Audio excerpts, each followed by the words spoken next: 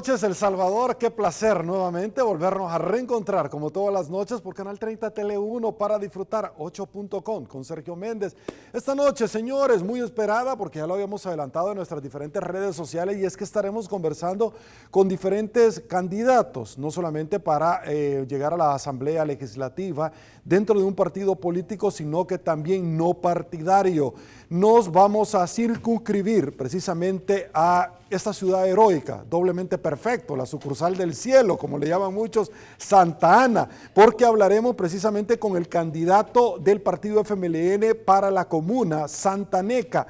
Hablaremos también, por supuesto, en su momento, además de con don Ismael Grijalva, que es diputado actualmente y que busca llegar nuevamente a la Asamblea Legislativa por un periodo adicional, del cual todos los salvadoreños iremos a las urnas el próximo 28 de febrero a elegir a nuestras autoridades. Hablaremos con Edwin Grijalva, quien es candidato del FMLN para la comuna Santaneca. Estaremos conversando con Paul Monroy, candidato no partidario también en la jurisdicción de Santa Ana para el diputado. Hablaremos también con doña Cecibel Lau, quien es candidata por el FMLN también para una diputación al Parlamento Centroamericano. Entonces estaremos hablando no solamente del Parlamento Centroamericano, Asamblea Legislativa, partidario y no partidario, sino también por una comuna tan importante, una alcaldía como es la ciudad de Santa Ana, la ciudad del Facito. Aguántenme un ratito, señores, porque primero quiero compartir con todos ustedes muy buenos comentarios, señores, y es que Chocomeller es ideal para combinar con cualquier fruta congelada, ya sean banano, fresas, uvas, kiwis, etcétera. Toda la fruta de su predilección, pero también encuéntralos en supermercados y tiendas de mayoreo. Recuerde, Chocomeller es calidad Meller. Y bueno, seguimos rápidamente. Le presento el resumen de la entrevista para tener un poco de contexto de los actores y los tópicos que han hecho noticia. Iniciamos.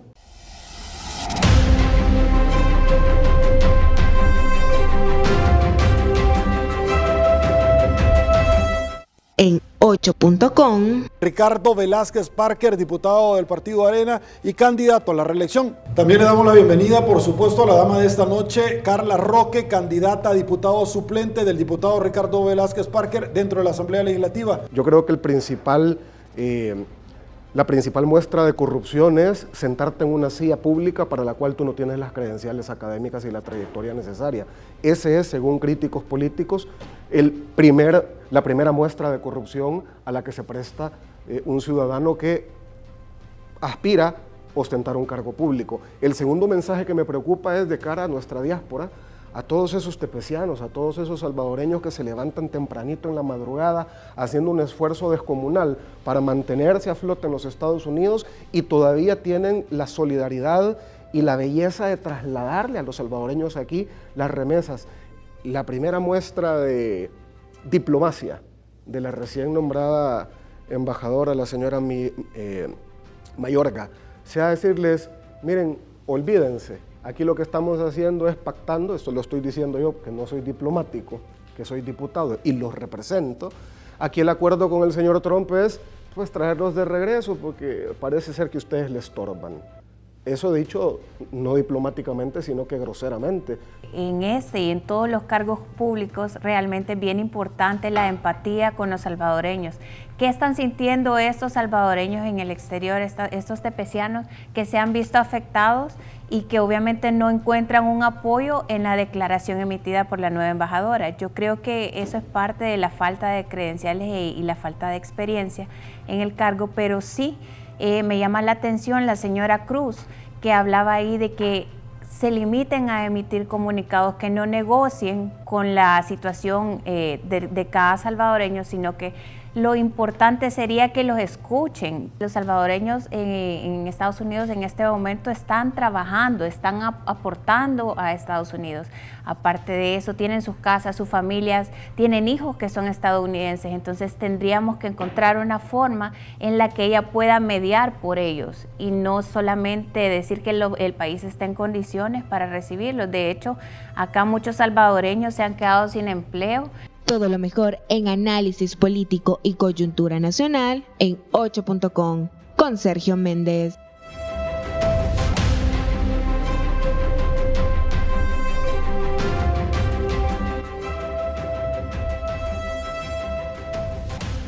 Y bueno, ya nos situamos en esta tribuna entrevista y con el mayor de los placeres arranco dándole la bienvenida a la dama de esta noche, doña Cecibel Lau, candidata propietaria por el FMLN en búsqueda precisamente de un puesto en el Parlamento Centroamericano. Doña Cecibel, bienvenida.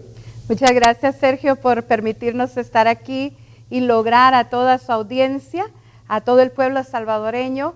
Y bueno, aquí estamos nuevamente buscando una candidatura, una diputación en el Parlamento Centroamericano. Perfecto, gracias a usted por su tiempo. Con el mayor de los placeres le doy la bienvenida también a Ismael Quijada, quien es actualmente diputado y busca la reelección por el departamento de Santa Ana por el partido FMLN. Bienvenido, gracias Ismael por su tiempo. Gracias Sergio, un placer estar en tu programa. Corrigiendo un poquito, soy Ismael Quijada, candidato a la alcaldía municipal por Santa Ana, la sucursal del mundo, sucursal del cielo, capital del mundo. Listo, Ismael Quijada, sí, aquí lo tenemos en la nota, gracias. Con gusto le doy la bienvenida también a don Edwin Grijalva, quien es candidato a la alcaldía de Santa Ana por el partido FMLN. Bienvenido, un placer, don Edwin. Bueno, buenas noches, gracias por el espacio, Sergio, un placer enorme estar con ustedes. Un saludo muy fraterno a los salvadoreños, a nuestro pueblo salvadoreño y por supuesto a los santanecos y santanecas que le van a dar seguimiento a este programa.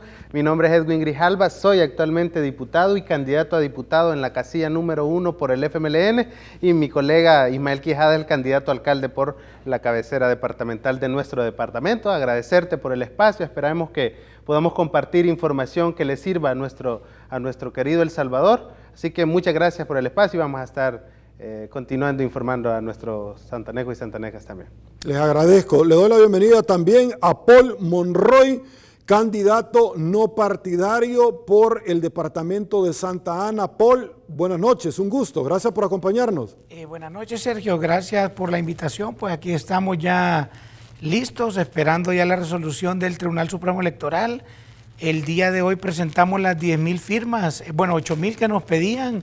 Realmente llevamos 10,000, 2,000 más para poder hacer posible el sueño de la población santaneca, pues que está con la ilusión de tener un representante no partidario dentro de la próxima Asamblea 2021. Listo, iniciamos. Tenemos mucho que conversar con todos ustedes y voy así como puntualmente, voy al punto para que ustedes nos puedan trasladar sus valoraciones. Doña Cecibel Lau, tiempos complicados, no solamente en el país, en Centroamérica, en el mundo entero. Hoy más que nunca, la unificación de Centroamérica es imperiosa para poder echar mano de todos los elementos que se puedan tener. El tema de la pandemia ha sido devastadora, pero particularmente el tema económico. En el mundo entero quieren hablar con una voz única con Centroamérica, no aisladamente con cada uno de los países que conforman este istmo centroamericano. ¿Cuál es su valoración con relación a este nuevo reto que no sabemos cuándo va a finalizar el tema de la pandemia? ¿Su opinión? Bueno, muy difícil la situación con la pandemia porque según los expertos esto se va a prolongar hasta el próximo año, a mediados del próximo año. Esos términos fluctuantes de que se incrementan los casos, y mientras no se descubra una vacuna idónea para este proceso, vamos a seguir en esos momentos difíciles. En Centroamérica mucha gente no lo ve en el punto económico, que somos tan fuertes como región y que podemos ser mucho más fuertes si nos integramos a hacer negociaciones como región, no como país individual. Entonces, una de esas luchas es, desde el Parlamento Centroamericano, es integrarnos, a proponernos a vender nuestra región centroamericana para el mundo y para esos mercados como el mercado chino, que es emergente. Nosotros como región nos podríamos vender mucho más fuertes. Listo. La misma pregunta va para Ismael Quijada. Su opinión como diputado, como candidato nuevamente a una diputación, en ver el tema precisamente que nuestro país está, el pueblo salvadoreño está enfrentando. No sé si vamos a mantener la pregunta, porque soy candidato para la alcaldía municipal de Santa Ana. Para la alcaldía, sí, sí, Alcaldía. también, porque de hecho el tema es que las alcaldías también tienen un reto y lo seguirán teniendo, no solamente en el tema de recolección de impuestos de tasa para poderle brindar este servicio, el trabajo territorial que están haciendo que resulta ser muy importante. ¿Su opinión? Bueno, la verdad es que es importante que los países de Centroamérica unifiquen esfuerzos para poder en conjunto establecer ciertos criterios o acuerdos para poder lograr beneficios en tratados internacionales, convenios internacionales. Es importante que se vea a Centroamérica como una sola nación. Esa ha sido una lucha, un esfuerzo que está haciendo durante mucho tiempo. Yo creo que es importante conseguir y seguir ese esfuerzo para garantizar que a corto plazo podamos realmente, a través del esfuerzo que hacen los diputados del PALACEN, entrar en esa negociación, esos acuerdos en conjunto, para que Centroamérica se vea como una sola nación unida y que podamos realmente lograr grandes beneficios en conjunto con acuerdos y tratados internacionales. En esta oportunidad con Ismael Quijada, para conversar, vamos a ir paso por paso. En este caso, Edwin Grijalva, ¿su opinión? Bueno, el tema de la pandemia realmente ha cambiado y ha modificado todo el contexto, no solo nacional, sino internacional. Ya Ceci lo mencionaba, el tema de la integración centroamericana permitiera ser como región mucho más fuerte. Sin embargo, nosotros como diputados a la Asamblea Legislativa debemos también de jugar un papel fundamental, no solo por el impacto económico que va a tener o ha tenido la pandemia en nuestro país, sino también por cómo debemos de legislar el próximo periodo que permita que la sociedad salvadoreña y por supuesto los santanecos y santanecas tengan más oportunidades de vida. Y esta pandemia realmente ha venido a cambiar no solo el estilo de vida, sino va a cambiar todo lo como tradicionalmente lo hemos venido haciendo. Por eso también implica que nosotros como legisladores y legisladoras y posibles legisladores también podamos hacer leyes que reactiven todo un sistema político-económico que permita que los salvadoreños cambien. La pandemia nos ha modificado y por supuesto nos va a seguir modificando lo que tradicionalmente habíamos hecho y los sectores económicos más vulnerables, los emprendedores, los informales que han sido los más golpeados en estos momentos, debemos de legislar alrededor de esos temas que deben de jugar un papel fundamental.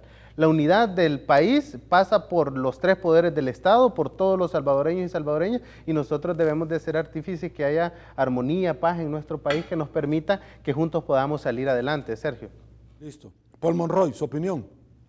En relación a la integración americana, somos más atractivos como región, 35 millones de habitantes para una empresa transnacional, a 6.000 millones de El Salvador, 6.000 de Honduras, 12.000 de Guatemala, 4.500 de Costa Rica y casi 5.000 de Nicaragua.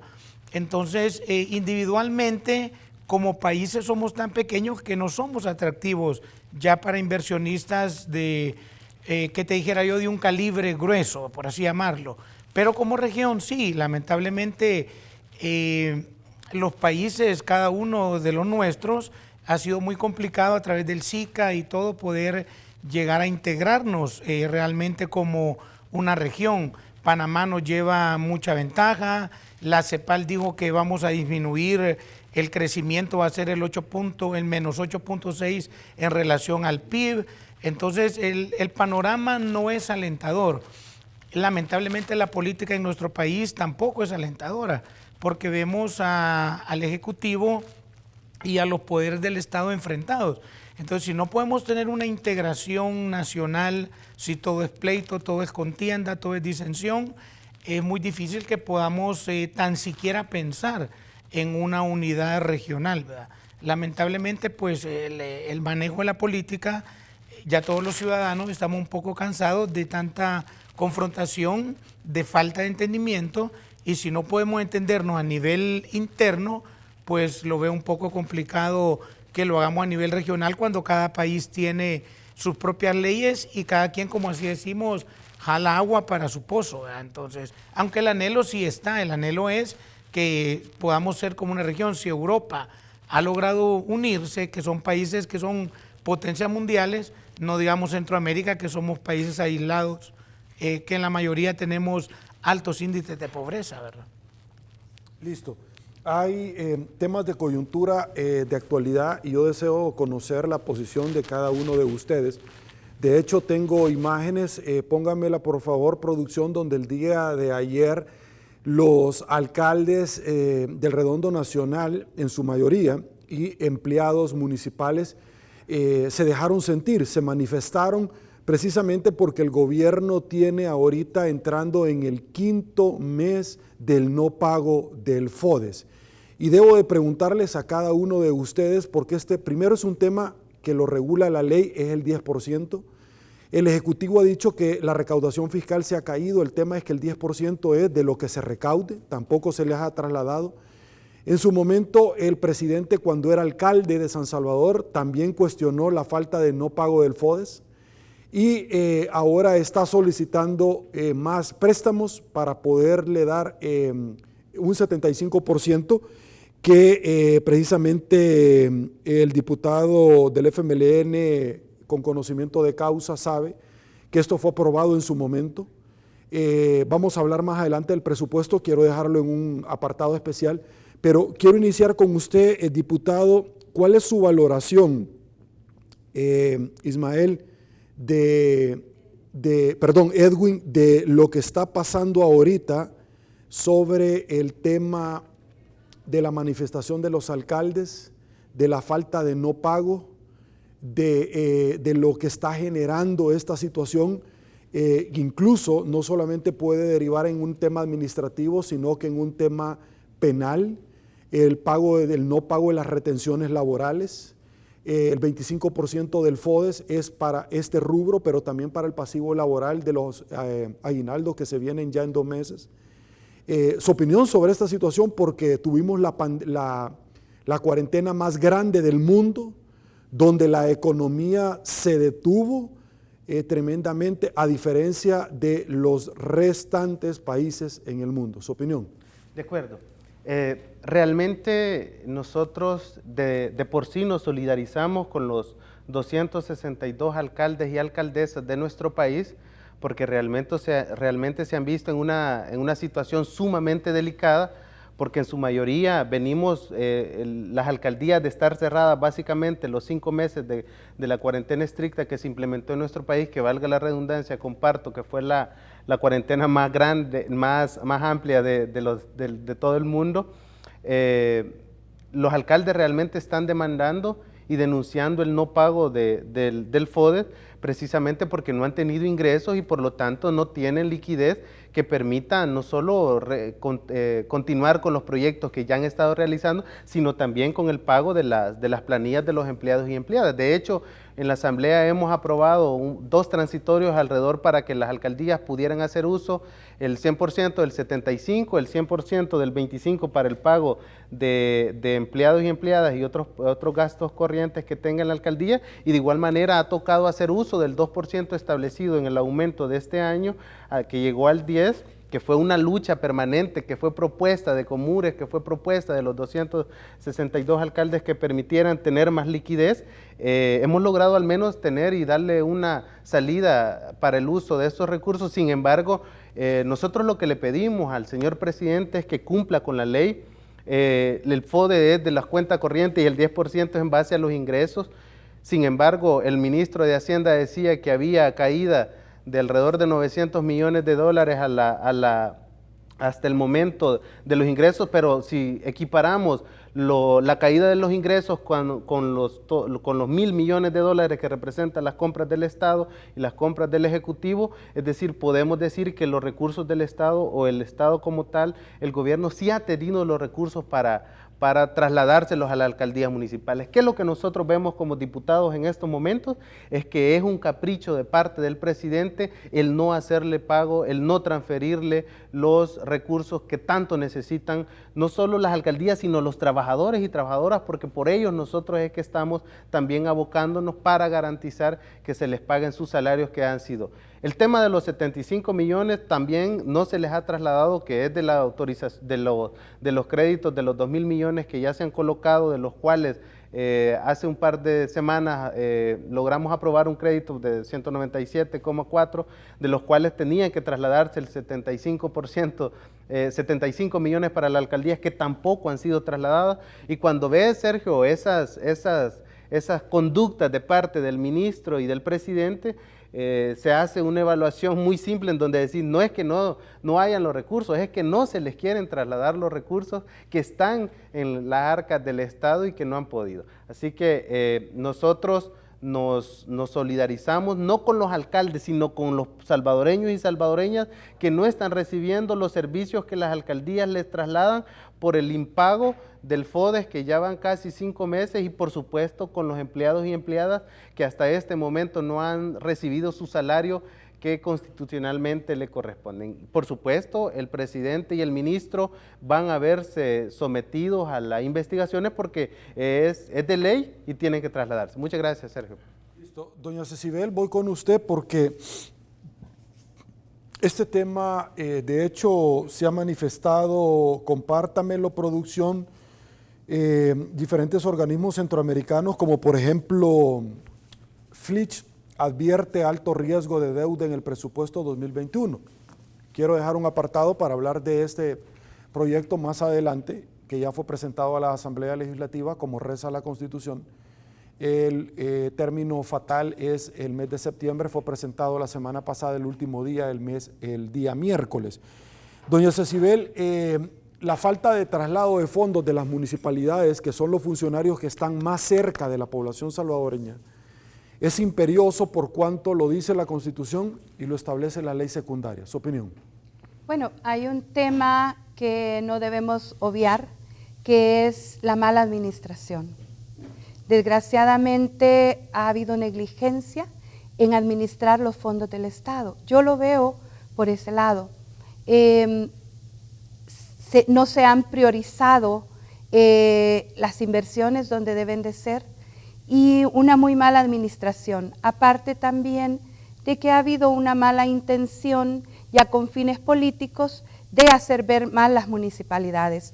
Lamentablemente los que sufren en este sentido es la población, porque allí hay un montón de programas y proyectos que no se están llevando a cabo. Hay, por ejemplo, reparaciones de puentes, de pasos peatonales, que con el fondo del FODES se iban a reparar en Santa Ana. Le puedo dar unos ejemplos, por ejemplo, en Las Margaritas, en diferentes zonas de Santa Ana, que no se han podido realizar porque por el impago de la municipalidad, porque los fondos están bien limitados al no tener el FODES. Entonces, yo lo resumo en mala administración, Sergio. Don Ismael, voy con usted, su opinión. Gracias, Sergio. La verdad es que este tema hay que analizarlo desde varios puntos de vista. Primero, es que el FODES ya forma parte del presupuesto de las alcaldías municipales, por lo tanto ya está comprometido para la realización de varios proyectos. Sabíamos de que solo el 25% puede ser utilizado para efectos de pago de salarios y pago de retenciones, ¿verdad? Que hacen, que son los fondos en custodio que manejan las alcaldías. Pero de igual manera, las alcaldías municipales lastimosamente no han hecho uso adecuado de ese consejo plural que tienen para hacer un estudio más amplio de las priorizaciones que se deben de realizar en base a las necesidades que tienen las comunidades, en base a las necesidades que tiene la sociedad, e invertir adecuadamente cada uno de esos recursos, que por supuesto una parte son de los recursos que vienen vía impuestos, que son los recursos del pueblo. De igual manera, el FODES, que también es parte de los recursos del pueblo, porque aunque sea una transferencia del Estado, pero proviene de los ingresos corrientes del gobierno.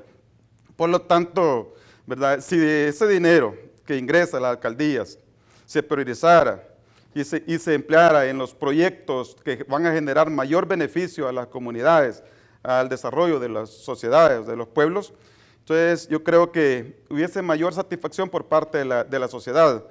Pero vemos en este momento un enfrentamiento entre el Ejecutivo y algunas alcaldías municipales, quizás todas las alcaldías del país, donde se está quizás haciendo llegar hasta a la última situación de crisis a las municipalidades, al no asignarles esos fondos porque ya están presupuestados, ya forman parte de todos los recursos que se han considerado que van a ingresar a la alcaldía municipal de todo el país, y que por lo tanto van a hacer una respuesta a los proyectos de desarrollo de cada uno de los municipios.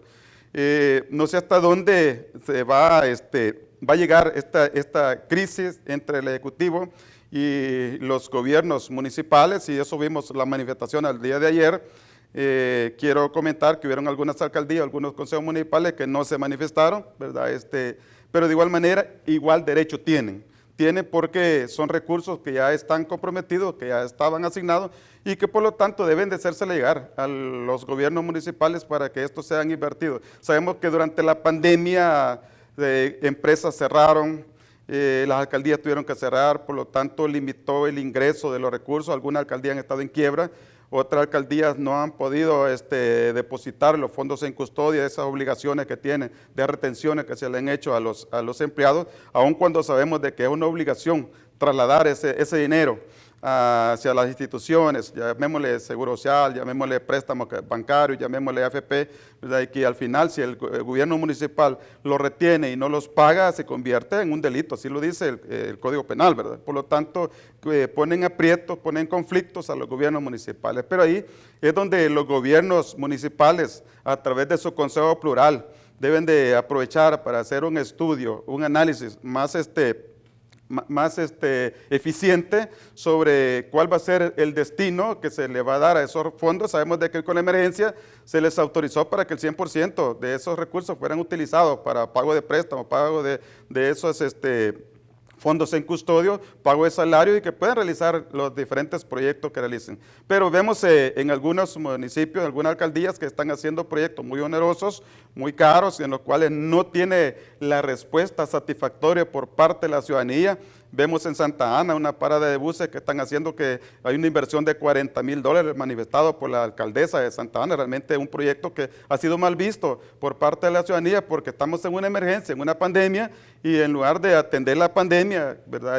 Con la parte preventiva, con este protocolo COVID, lo que se hace es que se traslada el dinero para invertir en una parada de buses que ha sido cuestionada por la ciudadanía, ¿verdad? Y eso se da cuando nos desconectamos del pueblo, cuando nos desconectamos de la sociedad, cuando no responden esos proyectos a la necesidad y a las exigencias del pueblo. Entonces siempre nos van a estar cuestionando. Y esas son como las críticas que nosotros hacemos a la mala administración que se está haciendo con respecto a los recursos que están administrando los gobiernos municipales o los gobiernos locales. Entonces, en la medida que los gobiernos locales se van conectando con la sociedad, entonces el mismo pueblo les va a acompañar para que le asignen esos fondos, que es un derecho que tienen adquirido los gobiernos municipales por ley, pero también el pueblo consciente de que está invirtiendo adecuadamente ese dinero, les va a acompañar en esta protesta. Lastimosamente, la historia nos dice que en El Salvador para conquistar algo hay que hacer esas luchas de calle, lastimosamente, porque por conciencia, por convicción,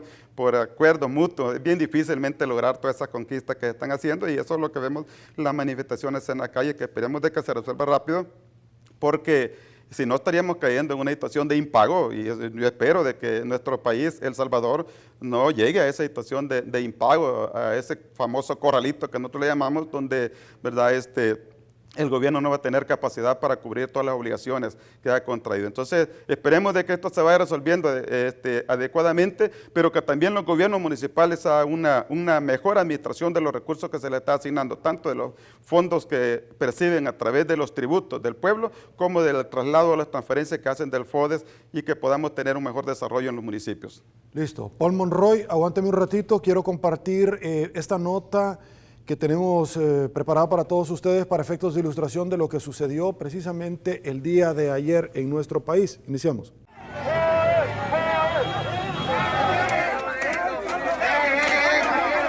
disturbios y colapso vehicular. Eso fue lo que causó el cierre de diferentes carreteras y puentes en el país en torno a la protesta de las alcaldías por el retraso en la entrega del FODES, que el gobierno les adeuda a las comunas desde hace al menos 4 meses. Están jugando con la población y con los trabajadores. Tanto así que ya anda redondeando los 5 meses que no entregan los fondos FODES.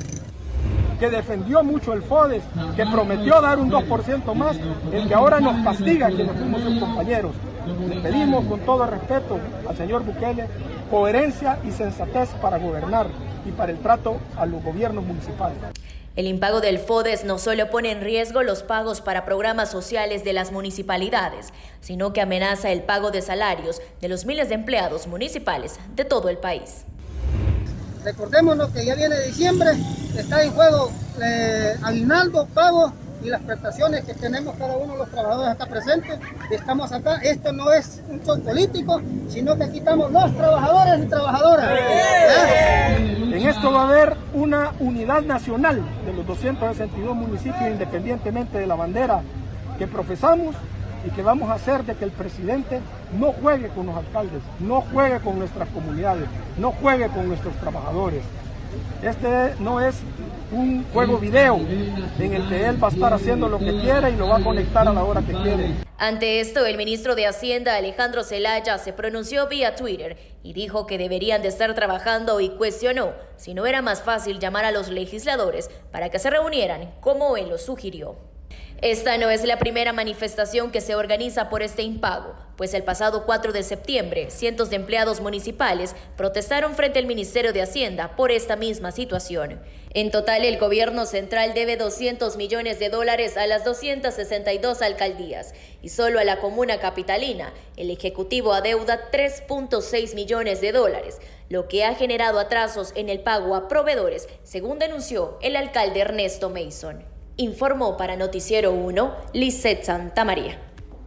Ok, esta es la nota que se genera precisamente del Diario 1 el día de ayer, gracias a Lisette Santamaría, nuestra compañera de Diario 1. Sin embargo, la manifestación también de alcaldes ya se dio la primera vez frente a las instalaciones del Ministerio de Hacienda, de lo cual el día de ayer el alcalde de Soyapango, entre otros, que nos acompañó, manifestó puntualmente que se iban a ir agudizando en la medida que el Ejecutivo no trasladara este tema. Le presentamos las siguientes notas.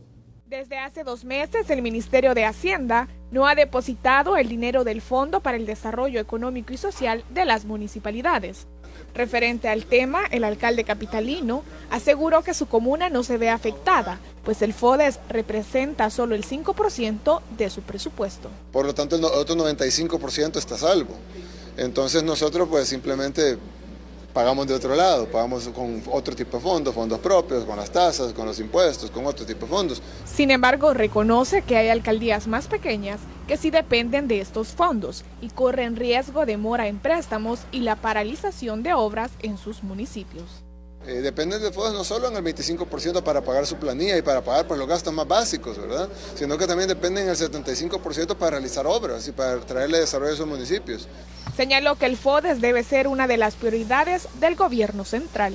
No estamos hablando de una atención específica de un proyecto, ni de atención específica de un municipio, sino que estamos hablando de la atención de los 262 municipios del país. Es importante que se les transfieran estos fondos, que de por sí son pocos. Bukele se solidarizó con los demás alcaldes y exigió a las autoridades que cumplan pronto con el pago.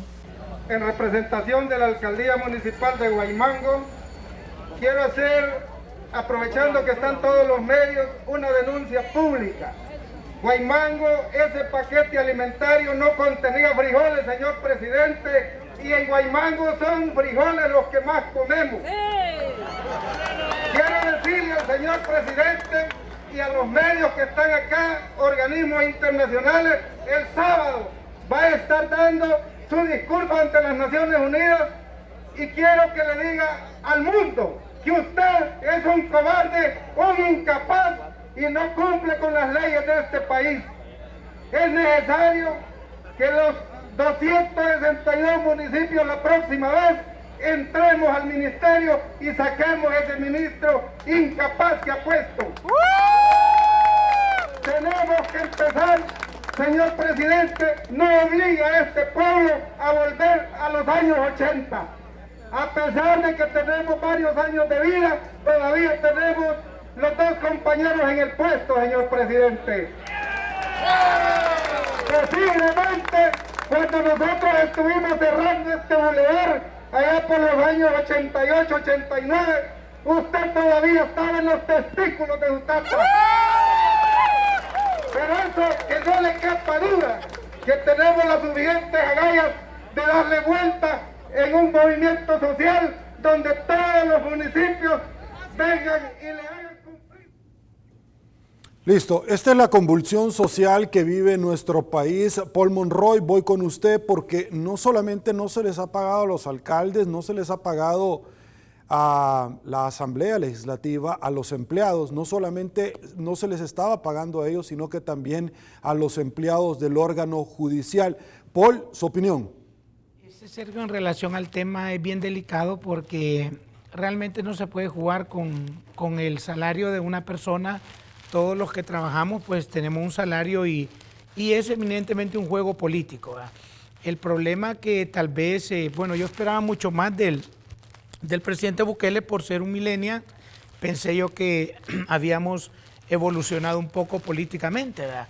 Pero el señor presidente debía tener cuidado, porque mientras él jugaba con un Nintendo en su mano, muchas de las personas que iban manifestándose andaban un fusil, ¿verdad? O andaban granadas, o estaban en una guerra civil, ya sea del lado del ejército o del lado de la guerrilla.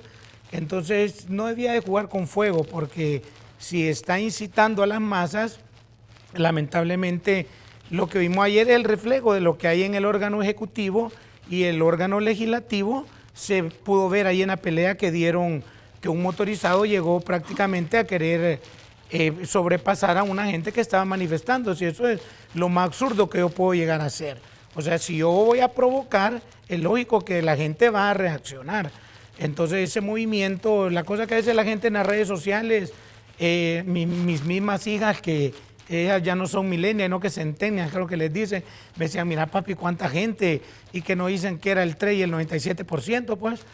Y ayer la tortilla se dio vuelta, pues, porque parecía que ese 3%, si es el 3% del Salvador, ya El Salvador tendremos unos 20 millones de habitantes, ¿verdad? Entonces es bien delicado porque lo que yo noto es un bloqueo político. Vos recuerda que lamentablemente las alcaldías en nuestro país dejan todas las obras al final de su periodo, para que con eso pues beneficiar a la gente y obtener el beneficio del votante. Entonces ayer estuve yo en la comunidad de San Ignacio, en Chalchuapa, por ponerte un ejemplo.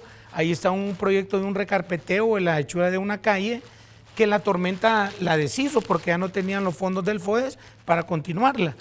Entonces van a tener que volver a llevar nuevas carpetas para poder reubicar el proyecto. Entonces eso estamos hablando que esa alcaldía va a tener que gastar unos 8,000, 9,000 dólares más por el capricho de alguien que no quiere soltar ese fondo. Entonces, y lo que el presidente no se le ocurre es que esa comunidad hay mucha gente de Nuevas Ideas, hay mucha gente del Frente, hay mucha gente de Arena. O sea, la democracia debe de ser que cada uno elijamos a la persona que nosotros queremos que nos gobierne, pero no podemos usar este tipo de estrategias bloqueando el bolsillo, bloqueando las arcas de donde tiene ingreso las alcaldías, bloqueando a la Asamblea Legislativa, o sea, bloqueando a todo el mundo que no esté de acuerdo conmigo. Si yo opino algo y veo que 20 personas están en contra, entonces no puede ser que yo tenga la razón y los demás estén equivocados. Entonces esto en este juego político es bien delicado porque ya se va pasando a la población civil esta confrontación, y esto, como los alcaldes lo han manifestado, en lugar de parar, si el Ejecutivo no llega a acuerdos, esto va a incendiar el país, y incendiar un país que no tiene presupuesto, que depende de préstamos para funcionar, que ya todos los ojos de la comunidad internacional están sobre él por todas las medidas autoritarias que están cometiendo, donde la policía, que es una policía civil, no obedece sino a un poder del Estado, donde el ejército ya no es un ejército, sino que es la seguridad de un órgano del Estado. De todo esto, donde los índices de evaluación del país van cada día en decremento, y ahorita estamos tirando bonos basura. Esos bonos basura solo emiten los países del Congo, de África, de países que viven en extrema pobreza, y ya los bonos nuestros ya están en esa condición. Cuando hace 15, 10, 5 años El Salvador éramos ejemplo a nivel centroamericano, cuando nos comparaban con Costa Rica, cuando nos comparaban con Panamá, ahora pero ya ni con Nicaragua nos comparan. O sea, todo, si vos ves toda la línea venezolana, es la línea que se está aplicando a El Salvador. Hoy no le pago al legislador, hoy le bajo el presupuesto a los que no estén de acuerdo conmigo. Hoy incito a la gente a cometer actos de violencia, o sea, entonces si en esto vamos, el perjudicado no son los políticos, porque los políticos siempre tienen su salario. El perjudicado es la población, el perjudicado es lo peligroso, un encabezado que sacó de la prensa gráfica, que la pobreza en El Salvador aumentó más del 30%. Yo que andaba en las comunidades recolectando firmas, es que no es pobreza, es extrema pobreza. Yo no sé dónde sacan los índices de analfabetismo cuando vos estás viendo que hay niños de 18 años que no pueden firmar, que la huella te ponen en el documento, donde va una familia, en la familia hay 5 personas y ninguno puede leer ni escribir. Entonces, ¿dónde está que ya éramos un país que habíamos vencido el analfabetismo? O sea, los juegos políticos es de tener cuidado, porque mientras un millennial jugaba con un Nintendo, con un PlayStation, aquí hay gente que andaba con un M16 en la mano. Entonces el presidente y todo ese montón de ministros que ha puesto ahí, que creo que su único mérito es aplaudirlo, debían de tener cuidado porque con el pueblo no deben de jugar, no deben de echarle más leña al fuego, sino que llegar a conciliación. La gente estamos ya hartos, los ciudadanos salvadoreños estamos hartos de tanta confrontación y que no se llegue a ninguna solución. Y de seguir así, pues, el país va retrocediendo, ¿verdad? Ya todo el mundo le está volteando y yo espero que el presidente logre ubicarse y cambiar el diálogo de confrontación a un diálogo de buscar una armonía y una paz social, que la logró el Frente, la logró Arena, que eran 2 tanques fuertes, pues, de confrontación. Ya no digamos ahora un montón de cipotes que piensan que están jugando PlayStation al dirigir las riendas de un país. Aguánteme un ratito, voy a darle paso a un experto especialista en economía para entender un poquito sobre el presupuesto general de la Nación que ha sido presentado. César Villalona, muchísimas gracias, feliz noche, gracias por acompañarnos en 8.com. Feliz noche, Sergio, un gusto que me hayas contactado. Gracias, le agradezco tremendamente. César, queremos escuchar su opinión como siempre lo hemos buscado en este medio de comunicación y en el anterior donde su servidor también desarrollaba esta actividad por el mismo respeto que usted se ha canjeado como economista. César, ¿cómo descodifica usted el proyecto de presupuesto general de la Nación, que lo conversamos la última vez que me acompañó? ¿Cómo lo descodifica cuando lo que se está planteando es un crecimiento de un 4%?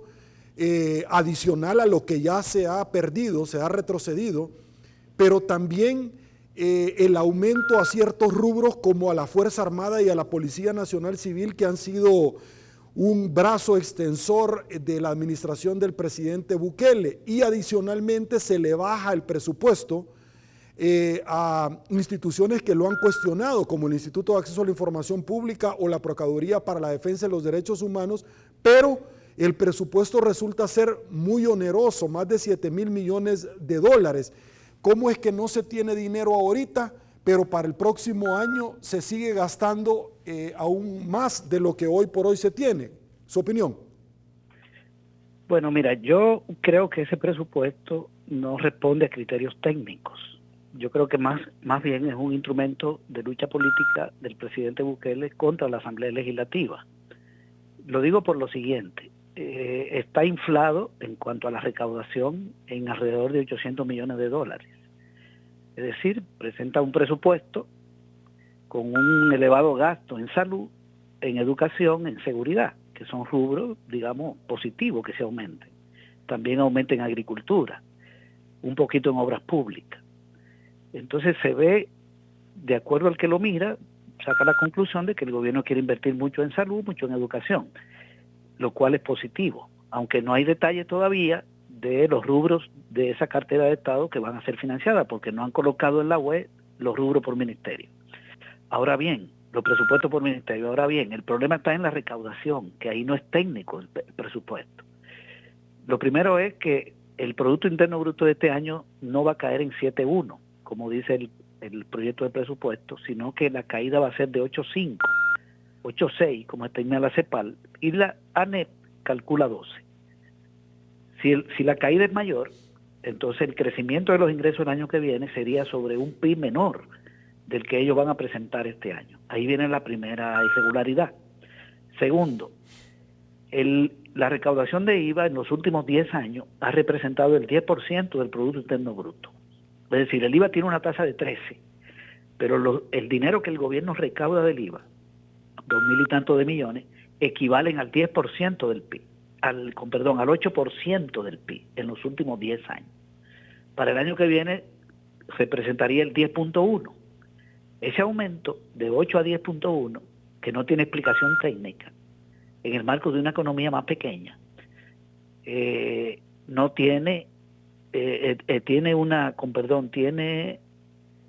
representa alrededor de 450 millones, que nosotros no lo creemos. No creemos que puede subir en 450 millones la recaudación del IVA. La recaudación de la renta que ponen en ese presupuesto para el 2021 es la misma que pusieron para el 2020. Pero en el 2020 se pagaba la renta del 19, las empresas. En el 2021 van a poner la renta que obtuvieron en el 20 y las ganancias de las empresas se han desplomado. De manera que esa recaudación de renta está inflada en más de 150 millones. Están poniendo un incremento en la recaudación de aranceles de 55% de los ingresos. ¿Cómo va a recaudar tanto por importación? Cuando tenemos una economía afectada en su aparato productivo en las exportaciones y en las importaciones. Puede haber una recuperación, pero no un incremento de las importaciones de más de 1.000 millones, ni un incremento de las exportaciones de más de 1.000 millones como está puesto. Todo está inflado. Y un crecimiento de 4.1 a precio corriente, es decir, a precio constante más la inflación. Está abultado. Es decir, está abultado el pico en que termina este año. Está inflado el crecimiento del año que viene, del PIB. Está inflado el crecimiento del IVA, de la recaudación por IVA, por renta y por arancel, para no ir a más tributo. En otras palabras, ese presupuesto tiene ingresos sobreestimados por 800 millones. Eso es lo que explica que le quieran dar más de 200 millones a salud, más de 200 millones a educación, duplican el presupuesto de gobernación, le aumentan el gasto militar 27 millones, etcétera. Y le quitan a instituciones que tienen que ver con la Contraloría, con la democracia, con la transparencia, como la Procuraduría para la Defensa de los Derechos Humanos, el Tribunal de Ética Gubernamental, etcétera. Ahí está mal, inflan lo otro. Pero lo peor es que no tiene ese nivel de recaudación. Y a pesar de eso, de que está inflada la recaudación, todavía pide deuda nueva, que esto también llama la atención, endeudamiento nuevo por 1.200 y pico de millones de dólares. 1.342 millones, para ser exacto, 1.342. Entonces uno se pregunta, ¿cómo va a conseguir 1.342 de endeudamiento con la situación que tiene el país, donde la calificación de riesgo se ha deteriorado? ¿Y cómo va a conseguir los 800 millones inflados que tiene el presupuesto? ¿Qué es lo que quiere el presidente de la República? El presidente sabe que eso es así, lo que yo estoy diciendo, y lo sabe el ministro de Hacienda. Lo que quiere es que no se lo aprueben, porque si no se lo aprueban, va a acusar a los diputados y las diputadas los de Arena y los del FMLN, porque Gana va a dar los votos, y el PCN, y Cambio Democrático. Va a acusar a Parker, a los del FMLN y los de Arena, si no se lo aprueban, de no querer inversión en salud, no querer inversión en educación y no querer seguridad. Ya, ahí tiene un arma. Pueblo salvadoreño, ya usted ve, no quieren apoyo en salud en estas áreas. Por lo tanto, hay que cambiar esa asamblea en las elecciones del año que viene. Para eso lo presentó así. Y si se lo aprueban, entonces, como sabe que tiene una recaudación inflada, tiene dos caminos el año que viene. Uno es, después de las elecciones, subirle 3 puntos al IVA. 3 puntos al IVA le da alrededor de 600 millones. Y impuesto a los combustibles también lo puede subir, y a otros tributos, para tener una recaudación, digamos, de 700. Y el otro camino es no ejecutar lo que le aprueban. Es decir, le aprueban un presupuesto, como no tiene la recaudación esperada, no invierte en salud lo que dice, sino mucho menos, en educación mucho menos, y al final termina siendo un presupuesto como el del 2018 en su ejecución, aunque hace la propaganda de que va a invertir. O combina las dos medidas, aumenta el IVA a 2 puntos o 3 puntos, y al mismo tiempo una serie de inversiones no la hace. Esa es la salida que tiene. Entonces está presentado con una lógica de batalla política. Técnicamente ese presupuesto no es analizable, sencillamente no tiene sentido, no es viable, porque no puede recaudar esa cantidad de dinero desde el punto de vista técnico. Entonces aquí estamos ante un presupuesto que es mentiroso y es un arma de lucha política. Esa es nuestra lectura de ese documento. Ok, César Villalona, debo de agradecerle el tiempo destinado, muchísimas gracias. Vamos a seguir tocando a su puerta, como lo habíamos dicho, para conocer un poquito en la medida en que cuáles son los juicios de desvalor, los análisis al llamar a diferentes funcionarios al órgano legislativo que en determinado momento, no sé, César, si existe también en su análisis la modalidad que la Asamblea Legislativa, como ya lo ha dicho, puede trastocar este presupuesto y decirle, se lo vamos a aprobar en estos términos para esta ejecución, y si usted lo veta, le ponemos la pelota de su lado. Si usted lo veta, entonces usted no quiere favorecer a otros rubros que también son importantes. ¿Entra en su análisis esto, César? Porque estamos hablando de un tema político, la pelota puede pasar de un extremo a otro. Sí, eso se puede hacer. La Asamblea lo que no puede es subirle el monto. De acuerdo. Pero le puede mover rubros. Pero como los rubros no están mal, por ejemplo, el rubro de educación no está mal, el rubro de salud no está mal porque lo inflaron todo, puede ser que la Asamblea le diga, reduzcamos los gastos militares de 27 millones y pasémoslo a las instancias que usted le quiere quitar dinero, de Procuraduría para Defensa de los Derechos Humanos, Tribunal de Ética. Eso le puede hacer mover algunas cositas, pero de todas maneras aprobaría un presupuesto que no es viable desde el punto de vista de los ingresos, porque a no ser que se lo apruebe y al mismo tiempo le apruebe un aumento del IVA, pero ellos no han sometido la propuesta de subir el IVA.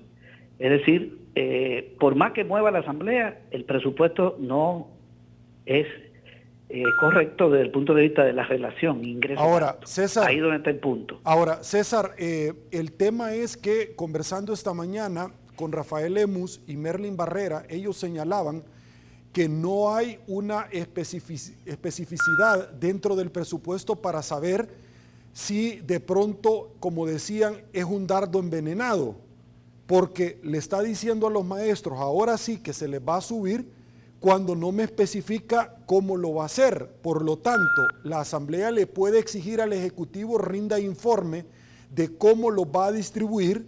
Al no hacerlo, obviamente la pelota está del otro lado, pero también hay algo que es importante, César, y el tema es que los ministros no quieren compadecer al órgano legislativo para escuchar cuestionamientos con relación a este tema. ¿Cuál es su opinión? Bueno, sí, yo creo que la Asamblea puede hacer lo que dice Lemus y lo que dice Merlin. Pueden plantearle eso. Pero de todas maneras, el problema está para mí en demostrar los ingresos. Ese es el punto. Lo otro es con respecto a las comparecencias. El problema es que aquí en el país siento que hay una especie de... se está gestando como una especie de golpe de Estado. Perdóname que me meta en el tema político, pero yo estoy sintiendo eso. ¿En qué sentido? Aquí el órgano ejecutivo no respeta a la Asamblea Legislativa. Ya le dio un golpe el 9 de febrero. El ministro de Hacienda 4 llamados no llega. La policía no atiende el llamado de la Asamblea. La policía responde al presidente de la República, el jefe de la policía. Es una instancia del Ejecutivo. Y respetan a la Asamblea. No llegan a rendir cuentas. Pero también irrespetan al fiscal, porque la policía tampoco le respeta al fiscal general de la República, y el presidente no respeta el órgano judicial porque cada vez que hay un fallo de la sala viene la confrontación y el insulto. Insulta al procurador para la defensa de los derechos humanos. O sea, tenemos un presidente de la República peleado, insultando e irrespetando al órgano ejecutivo, legislativo, al órgano judicial, al procurador para la defensa de los derechos humanos, no respeta la independencia de los gobiernos municipales, porque le está reteniendo el FODE, que es por ley, y no le está entregando el dinero. Está violando dos leyes, la ley del FODE y la ley del presupuesto de este año, porque el presupuesto es una ley aprobada por la Asamblea que rige por un año, y debió darle el 10% de la recaudación. Si la recaudación bajó, le da sobre lo que recaudó, pero le tiene que dar el dinero. Y también está violando el decreto que aprobó la Asamblea, donde le asigna 75 millones del préstamo del BID a las alcaldías. Ese dinero lo tiene y no lo entrega. Entonces, ¿cuál es el Estado de Derecho que tenemos? Si no se respeta el órgano legislativo, no se respeta el órgano judicial, es una situación caótica. Por eso no van a comparecer para resolver lo del presupuesto. Esa es mi lectura. Yo no sé quién le va a poner paro a esto, pero no hay contrapeso. Tenemos un órgano ejecutivo incontrolado, totalmente incontrolable, que no tiene contrapeso y que no respeta la autonomía, la independencia de los otros poderes e instituciones públicas. Esta es la situación que hay. Listo. Ustedes como abogados lo saben o lo entienden mucho mejor que yo. Yo estoy dando una opinión por cultura general. Pero yo no soy abogado, pero sí siento que está ese problema en el país. Listo. César Villalona, muchísimas gracias por su tiempo, le agradezco. Muchísimas gracias. Acá teníamos al economista César Villalona, ¿lo tenemos? Le agradezco. Muchas gracias, Sergio. Okay. Gracias a usted, le agradezco. Vamos a seguir tocando su puerta. Ya no hay tiempo para más, llegamos al final, pero quiero invitarlos a los 4 para la otra semana. Nos vamos a poner de acuerdo para que me acompañen nuevamente y que sigamos conversando sobre diferentes temáticas. Cecibel Lau, candidata siempre en la jurisdicción de Santa Ana por el FMLN al Parlamento Centroamericano. Feliz noche, gracias por su tiempo. Bueno, muchas gracias por darnos la oportunidad y con mucho gusto aquí estaremos la próxima semana y un saludo a todo el pueblo salvadoreño y que nos pongamos alerta, que sepamos tomar decisiones este próximo año porque es bien importante para el cambio, para garantizar la democracia de nuestro país. Listo. Edwin Grijalva, muchísimas gracias, le agradezco por su tiempo. Candidato también a diputado, aún busca la reelección por una nueva oportunidad dentro de la Asamblea Legislativa, siempre por el Departamento de Santa Ana. Gracias.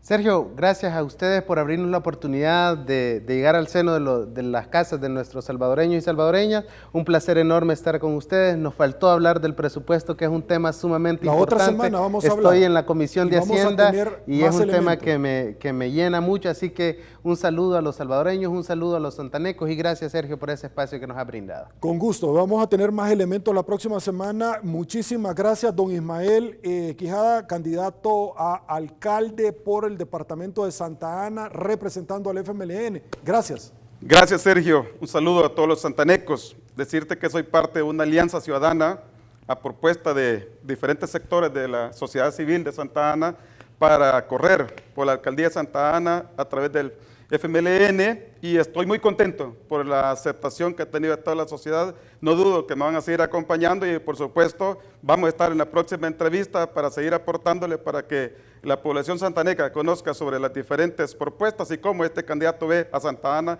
pero también cuáles son las perspectivas que tenemos para el futuro. Así que gracias y estaremos en la próxima. Con gusto. Paul Monroy, candidato no partidario de la jurisdicción de Santa Ana. Gracias. Bueno, gracias, Sergio, por la invitación y pues aquí queda la invitación en las redes sociales. Pueden seguirme como Paul Monroy. Santa Ana ahora va a tener una oportunidad más de elegir, ¿verdad?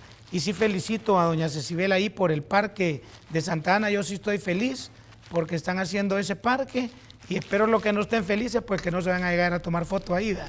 Pero los que estamos y queremos un progreso para nuestra ciudad pues parece que es un buen proyecto. Que Dios los bendiga y gracias por la invitación, Sergio. Muchísimas gracias, El Salvador. Llegamos al final de esta su entrevista. Quédese con Fundación Ayúdame a Vivir. Así están las cosas hoy por hoy en nuestro país. El día de mañana, recuerde, día jueves en la mañana estará con nosotros Bessie Ríos, también Luisa Moncada y por supuesto Julia Belín Martínez. Y en la noche estará con nosotros Marvin Aguilar y también Calixto Mejía, el doctor Miguel Fortín Magaña, por supuesto nos estará acompañando. Soy Sergio Méndez, así están las cosas hoy por hoy en nuestro país. Si le gustó la entrevista, comente el resto de su vida. Será hasta una nueva oportunidad y una vez más que el Señor nos bendiga a todos.